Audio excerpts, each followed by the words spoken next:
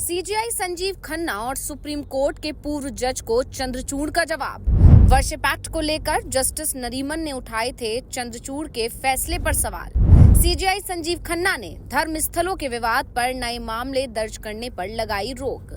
Justice Chandrachud पर justice Nariman ने लगाए थे देश में सांप्रदायिक सौहार्द बिगाड़ने के आरोप।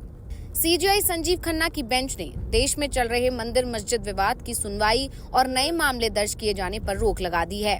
उन्होंने सभी न्यायालयों से कहा है कि इस मामले में अब वो कोई फैसला नहीं दें जब तक कि सुप्रीम कोर्ट वर्शिप एक्ट पर अपना फैसला नहीं सुना देता।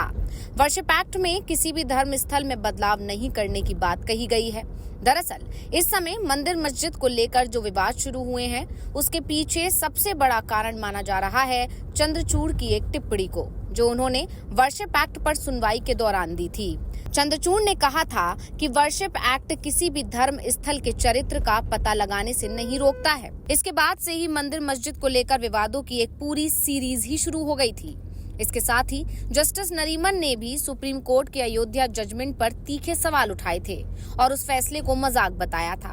अब चंद्रचूड़ ने जस्टिस नरीमन के उन आरोपों का जवाब दिया है।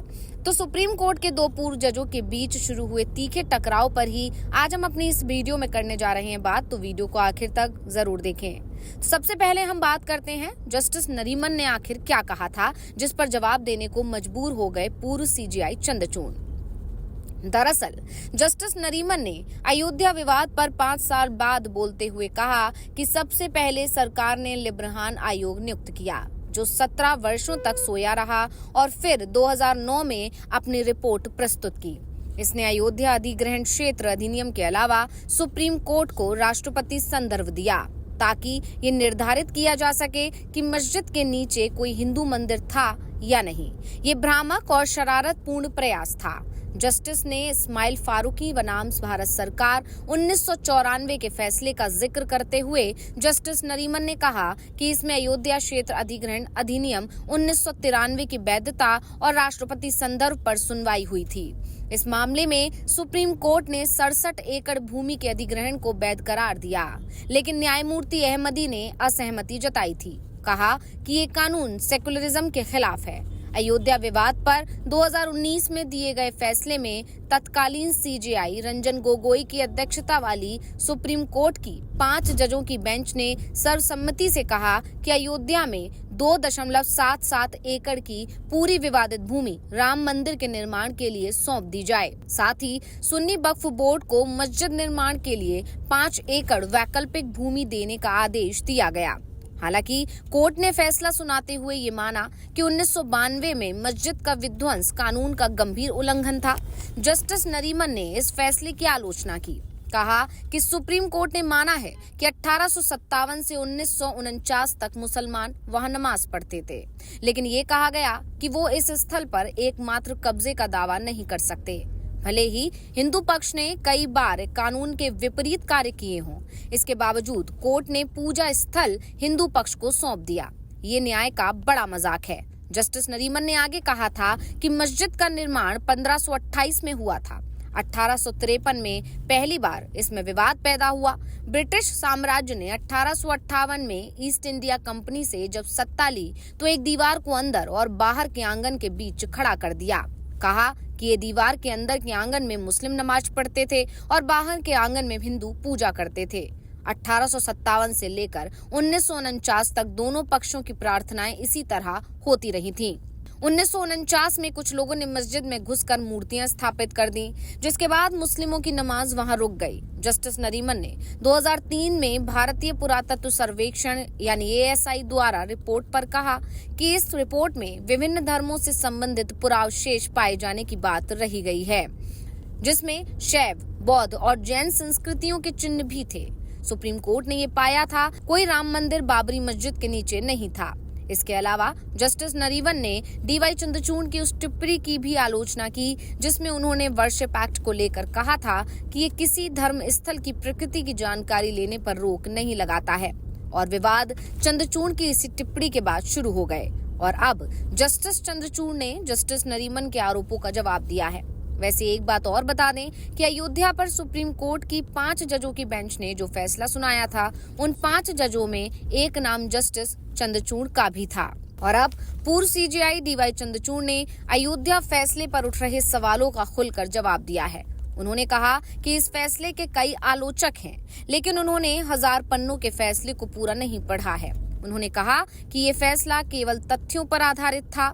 चंद्रचूड़ ने आगे कहा कि फैसला सबूतों के विस्तृत विश्लेषण पर आधारित था और अब इस पर कुछ और दावा करना तथ्यात्मक रूप से सही नहीं होगा। डीवाई चंद्रचूड़ ने आगे जस्टिस रोहिंग्टन नरीमन की उन टिप्पणियों का जवाब भी दिया जिसमें कहा गया था कि फैसले में धर्मनिरपेक्षता को जगह नहीं दी गई है। चंद्रचूड़ ने कहा कि मैं इस फैसले का एक पक्ष था और अब इसकी आलोचना करना या पक्ष लेना मेरा काम नहीं है। अब ये फैसला सार्वजनिक संपत्ति है और इस पर दूसरे ही बात करेंगे। वहीं न्यायमूर्ति नरीमन के बयान का जवाब देते हुए डीवाई चंद्रचूड़ ने कहा कि वो एक स्वतंत्र देश के नागरिक हैं और उनकी आलोचना इस बात का समर्थन करती है कि धर्मनिरपेक्षता के सिद्धांत भारत में जीवित हैं, क्योंकि धर्मनिरपेक्षता के महत्वपूर्ण सिद्धांतों में से एक अंतरात्मा की स्वतंत्रता है। सीजेआई ने आगे कहा कि हमारे देश में कई ऐसे लोग हैं जो अपने अंदर के विचारों को सबके सामने रखते हैं। ये याद दिलाता है कि देश में धर्मनिरपेक्षता जीवित है।